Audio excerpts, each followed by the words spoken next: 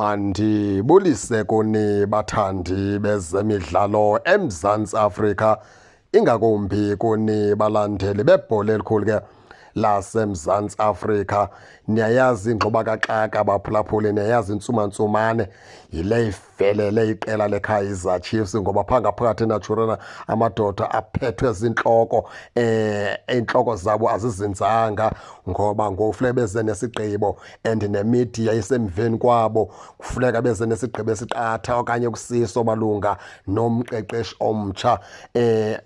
Abasemagwinyeni okanye ke abaqala bazive xa bebechwecelwe bheke phaa eNaturena bathi umlumzana uKaizer Junior Motaung kuthiwa intloko yakhe iqaqamba kakhulu ngoba i-decision azoyithatha imdumisela ngentloko ngoba akayazi noma aqale kweliphi icala, ngoba bathi ke xa bechwechwele bafika phaa ngaphakathi bafike kubalulwa into yokubana ke aba baqeqeshi babini, umlumzana Cedric Kaza kunye ke nale ndodanyana ke kaBen Yosef, kuthiwa ke noko ikusingathi Kaizer Chiefs bengconwanyana esandleni sabo. Intetha ke abafike bayiva ngaphakathi ingathi bengconwanyana phaa esandleni sabo, umohluko ubekhona kakhulu, performance yabo noko ayikho bad lo mhlobo. Yiyo laa nto yenzela uKaizer Motaung ngoku intloko angazazi noba i-decision makayithathe izoba yeyiphi, ngoba kuthiwa kwiveki ezayo funeke abe memeze into yokubana ke yeyiphi ni-coacha yeqela leKaizer Chiefs esesikweni,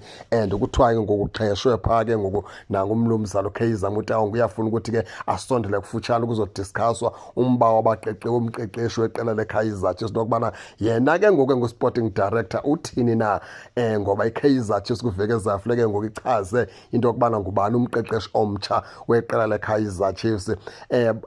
Oonondaba bathi ke njengoba bekubalulwa ke imisebenzi aba baqeqeshi babe nomlumzana ke uCedric Kaza kunye noBen Yosef, kuthiwa ke aba baqeqeshi kuthiwa bathathe iKaizer Chiefs ke bayifaka ku-top 8. Emveni kwexesha elide iKaizer Chiefs ingangeni ku-top 8, kuthiwa abaqeqeshi banikeze iKaizer Chiefs ii-points ezingapha ko-50, ekubeni iKaizer Chiefs egqibela kudala uba nee-points ke ezingapha ko-50. Mhlawumbi zisizini zimbini zintathu yagqibelayo uqabula ngapha ko-50 points iKaizer Chiefs. Kuthiwa aba baqeqeshi bakhawuleze bakhwalifayisa iKaizer Chiefs kwi-CAF before kuphela isizini, bahlala kunumber 3 bazinza, nto leyo kuyagqityelwa kudala ukwenziwa iKaizer Chiefs. Ewe kuthiwa bavuka bathi bakhona apho ke beke bagqwediza khona aba baqeqeshi kwacaba phana phaa banako ke ukugqwediza, kodwa bathi i-performance yabo noko ibonakala ingathi ibintle kakhulu kule sizini abaqeqeshi babini. Phantsi kwezo ngongoma ke bazikhankanyileyo phaa ngaphakathi eNaturena, zizo ke ezi zibanikeza ubunzima bokubana ke bakhawuleze bathathe isigqibo sokubana izoba ngubani na umqeqeshi weqela leKaizer Chiefs.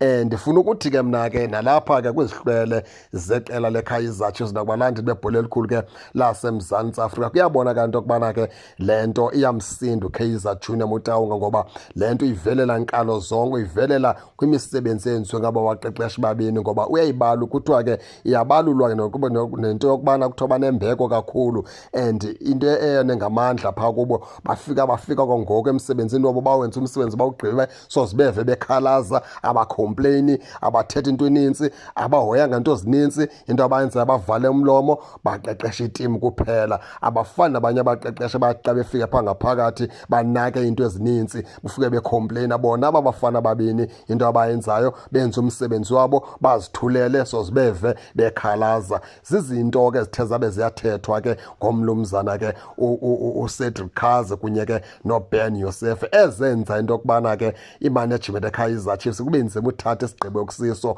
phaa ke uba izoba ngubani na umqeqeshi ke kwisizini ezayo. Ndifuna ukuthi ke kuni ke bathandi bebhola elikhulu ke laseMzantsi Afrika, nani bathandi beqela leKaizer Chiefs, ningothuki xa isigqibo sawuphuma sisithi iKaizer Chiefs izawuqhubeleka naba baqeqeshi babini, ngoba ndiyaxoka into yokubana ingathi izawuenda apha iKaizer Chiefs nakusizini ezayo iqhubeleka naba baqeqeshi babini, ngoba kuyavakala lapha ekuthethi into yokubana ke ikusingathi kukhona into encinci yokweneliseka ngabo beyimanagement.